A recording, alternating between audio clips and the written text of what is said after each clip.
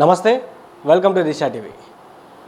జాతి జనగణనలో భాగంగా కులగణన కూడా చేయాలని కేంద్ర ప్రభుత్వం మీద బీసీ సంఘాలు పెద్ద ఎత్తున కూడా ఒత్తిడి తెస్తూ ఉన్నాయి. అసలు ఎందుకు తెస్తూ ఉన్నాయి, ఏం జరుగుతూ ఉంది, ఎందుకు కులగణన చేపట్టాలి, సమగ్ర కులగణన ఎందుకు చేపట్టమని బీసీ సంఘాలు అడుగుతా ఉన్నాయి. మాట్లాడదాం. మనతో పాటు బీసీ జాతీయ సంక్షేమ సంఘం అధ్యక్షులు ఎవరైతే జాజుల శ్రీనివాస్ గౌడ్ గారు ఉన్నారో మనతో పాటు వారితో మాట్లాడే ప్రయత్నిద్దాం.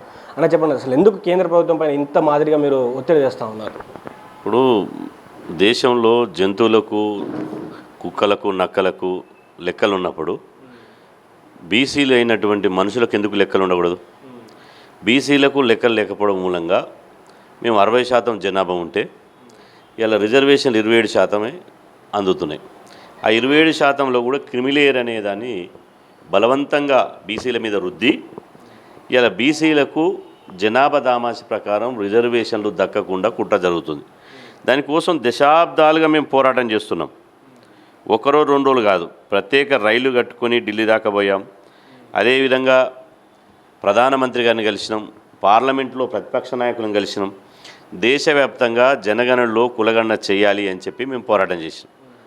దానికి నరేంద్ర మోదీ గారు మొదటగా సుప్రీంకోర్టుకు అఫిడవిట్ ఇచ్చింది. బీజేపీ ప్రభుత్వం మేము కులగణన చెయ్యము, కులగణన చేస్తే దేశ సమగ్రత దెబ్బతింటుందని ఒక విదండవాదాన్ని ఎత్తుకున్నారు. ఆ తర్వాత బీహార్ ఎన్నికలు వచ్చినాయి.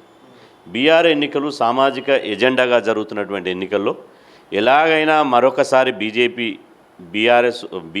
బీహార్ను కైవసం చేసుకోవాలనే ఒక ఆశతోటి ఇవాళ బీహార్ ఎన్నికలకు ముందు ఏప్రిల్ 30,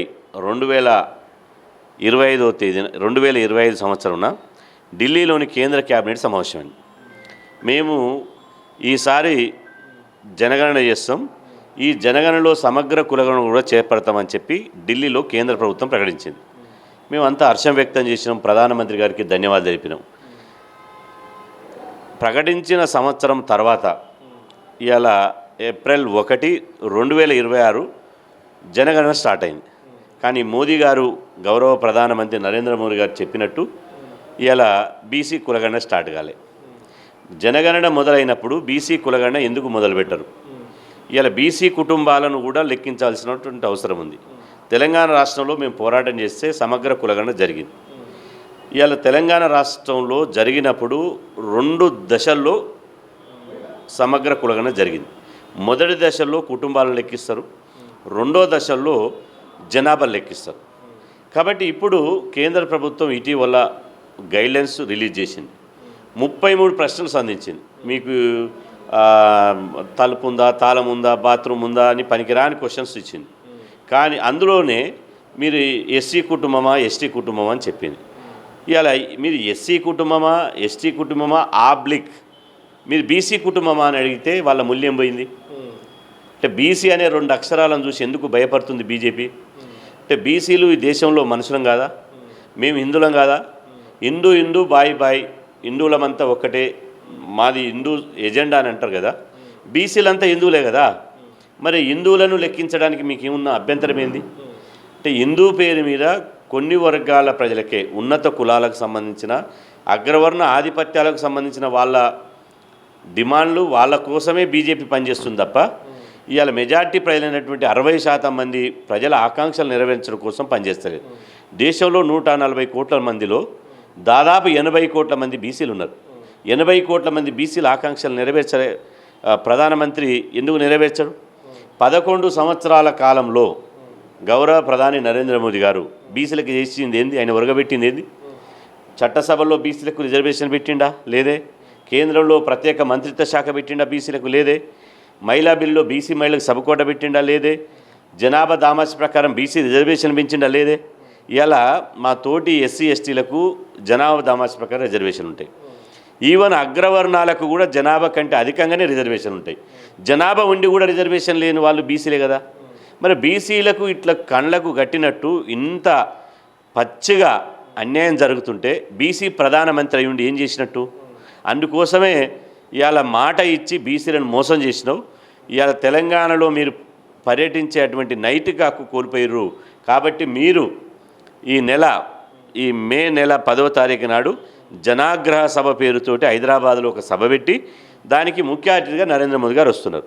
కాబట్టి అదే రోజు బీసీ సంఘాలు మాకు కలిసి వచ్చి మద్దతు ఇచ్చేటువంటి అఖిలపక్ష పార్టీలతోటి రాష్ట్ర వ్యాప్తంగా మేము నిరసన ర్యాలీలు చేపడతాం. నల్ల జెండాలు పట్టుకొని ఇవాళ ప్రధానమంత్రి బీసీ అయి ఉండి బీసీలకు అన్యాయం చేస్తున్నాడు, బీసీలను తడిగుడ్డతో గొంతుకు వస్తున్నాడు. కాబట్టి మేము ఖచ్చితంగా ప్రధానమంత్రి తెలంగాణ పర్యటన సందర్భంగా నిరసన కార్యక్రమాలు చేపట్టాలని చెప్పి మేము నిర్ణయించడం జరిగింది. అయితే వాస్తవంగా మరి దేశవ్యాప్తంగా అసలు ఈ కులాలను ఎందుకు లెక్కించాలంటే అవసరం ఉందా? ఇంకా కులాలు లెక్కించాల్సిన అవసరం ఉందా ఈ దేశంలో? ఇప్పుడు అందరికీ లెక్కించి వాళ్ళ జనాభా దామాషి ప్రకారం వాళ్ళ వాటా వాళ్ళకి ఇచ్చినప్పుడు బీసీలకు వద్దా? మేము బీసీలం ఈ దేశ పౌరులం కాదా? పన్నులు కడతలేమా? ఈ దేశానికి రక్షణ ఉంటలేమా? ఈ దేశానికి పట్టడన్నం పెడతలేమా? ఈ దేశానికి సేవ చేస్తలేమా? తినే తిండి నుంచి తాగే నీళ్ళ వరకు కట్టే బట్టల వరకు ఇలా బీసీలే కదా సమాజాన్ని నడిపించింది. కాబట్టి అందరికీ నేను ఇంతకుముందు చెప్పిన అన్ని వర్గాలకు జనాభా ప్రకారం చట్టబద్ధమైనటువంటి రాజ్యాంగబద్ధమైనటువంటి వాటా ఇచ్చి బీసీలకు ఎందుకు ఇవ్వరు? బీసీలు మేము పక్క దేశంకి వెళ్ళి వచ్చినామా? ఈ దేశ పౌరులం కాదా? ఇలా మేము మొదటగా మీకు జాతి ముఖ్యమాకు దేశం ముఖ్యమంటే మాకు మొదటగా దేశం ముఖ్యమంటాం, తర్వాతనే జాతి ముఖ్యమంటాం. కానీ ఇవాళ ఇంకో కోణం ఆలోచించాల్సింది ఏంటంటే 60% జనాభా ఉన్న బీసీలను వారికి చట్టబద్ధమైన హక్కులు కల్పించకుండా అన్ని రంగాల్లో బీసీలను అభివృద్ధి చేయకుండా ఇవాళ భారతదేశం అఖండ దేశం అగ్రదేశం కావాలంటే అవుతుందా? అఖండ భారత్ కావాలంటే అవుతుందా? 60% జనాభాను అన్ని రంగాల్లో ఎదిగిన సమాజంతో పాటు అన్ని రంగాల్లో వాటా ఇస్తేనే భారతదేశం ప్రపంచంలో నెంబర్ 1 స్థానంలో ఉంటుంది. నువ్వు 60% జనాభా వాటా ఇవ్వకుండా, రిజర్వేషన్ పెంచకుండా, బడ్జెట్ ఇవ్వకుండా, పదవులు ఇవ్వకుండా, అసలు మనుషులుగా చూడకుండా ఇవాళ బీసీలను ఎన్ని రోజులు మోసం చేస్తారు? బీసీలను ఎన్ని రోజులు తొక్కి పెడతారు? కాబట్టి మీ ఆటలు చెల్లవు. ఖచ్చితంగా వీళ్ళది ఏంటంటే బీసీ కులాల లెక్కిస్తే దేశంలో బీసీలే అధికంగా ఉంటారు, జనాభాలో కూడా అత్యధిక స్థానంలో మొదటి స్థానంలో ఉంటారు. కాబట్టి బీసీలంతా సంఘటితమవుతారు. గల్లీ నుంచి ఢిల్లీ వరకు బీసీలు రాజ్యాధికారాన్ని కైవసం చేసుకుంటారు, చట్టబద్ధమైనటువంటి హక్కులు సాధిస్తారనే ఒక కుట్రతోటి ఇవాళ పచ్చి మోసం చేస్తూ 140 కోట్ల మంది సాక్షిగా మేము బీసీ కులగణన చేస్తామని చెప్పి ఇలా బీసీ కులగణన చేయకుండా మోసం చేస్తారు. కాబట్టి ఇలా బీసీ సమాజం అంతా తిరగబడి రోడ్ల మీదకి వచ్చి నిరసన తెలపాలని చెప్పి మేము పిలుపునిస్తున్నాం. అయితే వాస్తవంగా ఏదైతే ఫామ్ వాళ్ళు రిలీజ్ చేశారో ఆ ఫామ్లో ఎస్సీ ఎస్టీ ఇద్దరిని కలిపారు. ఒకవేళ బీసీల పేర్లు రాయలేదు, ఒకవేళ అంటే ఆ పేరు రాయకపోవడం వల్ల మీకు కలిగినటువంటి నష్టం ఏంది? ఏం నష్టం కలుగుతుందని మీరు భావిస్తామన్నారు? ఇప్పుడు మేము ఉన్నదే బీసీ జాబితాలో ఉన్నాం కదా, మా అస్తిత్వమే బీసీ కదా, మా బతికే బీసీ కదా, బీసీల బతికే బీసీలు. బీసీ అనే 2 అక్షరాలను చూసి ఎందుకు భయపడుతురు? మరి ఎస్సీది కలిపిరు, ఎస్టీది కలిపిరు, అదే సామాజిక వర్గానికి సంబంధించిన బీసీలను ఎందుకు కలపలే? బీసీలలో కూడా సంచార జాతులు ఎస్సీ ఎస్టీల కంటే పేదరికంలో ఉన్నారు. అత్యంత వెనుకబడిన కులాల వాళ్ళు, రెక్కాడితే డొక్కాడినటువంటి కుటుంబం వాళ్ళు, ఇప్పటికీ వలసపోతున్నటువంటి కుటుంబాలు, ఇప్పటికీ బట్టలు లేకుండా, తిండి లేకుండా, పిల్లలకు చదువు లేకుండా, వైద్యం లేకుండా, విద్య లేకుండా ఇవాళ జీవించేటువంటి సంచార జాతుల పరిస్థితి ఏంది? అంటే ఈ దేశ పౌరులం కాదా? ఈ దేశ బడ్జెట్ ఎవరిది? ఈ దేశం ఎవరిది? మాది కాదా? మరి బీసీ అనే పదము పెడితే ఇలా భారతీయ జనతా పార్టీకి కేంద్ర ప్రభుత్వానికి వచ్చే నష్టం ఏముంది? బీసీ అనే పదం పెడితే ఈ దేశానికి నష్టం వస్తుందని చెప్పమనండి. మేము బీసీ అనే లెక్కలు అడగం. ఇవాళ 1931లో అప్పటి బ్రిటిష్ ప్రభుత్వం కుల గణాంకాలు తీసింది. ఇప్పటి ప్రభుత్వం ఎందుకు తీయాలి కుల గణాంకాలు? ఏమిటికి తీయదు? తీస్తామని చెప్పి ఎందుకు మోసం చేస్తుంది? ఎవరిని మోసగిస్తారు? మహిళా బిల్లు పెడతారు. మహిళా బిల్లు యొక్క లక్ష్యం ఏంది? ఏ మహిళలైతే అణచివేతకు గురయ్యారో, ఏ మహిళలైతే సామాజిక వివక్షతకు, అంటరాని తరానికి, అత్యాచారాలకు, దోపిడికి గురయ్యారో ఆ మహిళలు చట్టసభలోకి పోతే ఆ దోపిడి లేనటువంటి, వివక్షత లేనటువంటి, అత్యాచారాలు లేనటువంటి, అణచివేత లేనటువంటి సమాజం కోసం చట్టాలు తయారు చేస్తారు.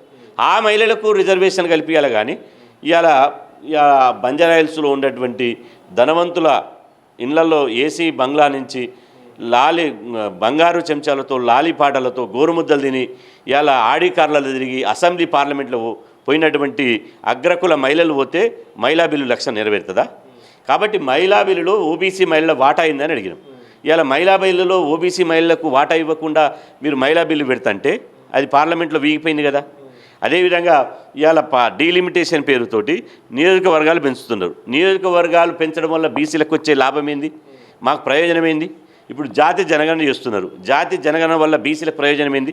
నేను అడుగుతున్న ఒక్క ప్రయోజనం, జాతి జనగణనలో దేశవ్యాప్తంగా చేసేటువంటి ఈ సెన్సెస్లో మేము ఈ సెన్సెస్ చేయడం మూలంగా బీసీలకు ఇన్ని ప్రయోజనాలు ఉన్నాయని చెప్పమనండి. ఒక్క ప్రయోజనం ఉందేమో చెప్పమండి.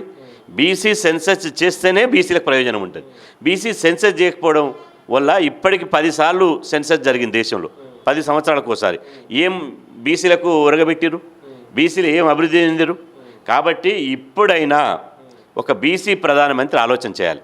11 సంవత్సరాలుగా ఈ దేశానికి ఒక బీసీ బిడ్డ ప్రధానమంత్రిగా ఉండమని మేము చెప్పుకొని చూసి మురిసిపోతున్నాం తప్ప చెప్పుకొని ముడువా ఏదంటారు కదా, చూసుకొని మురువా చెప్పుకొని ఏడవా అనేది. ఆయన చూసుకొని మురుస్తున్నాం, చెప్పుకొని ఏడుస్తున్నాం.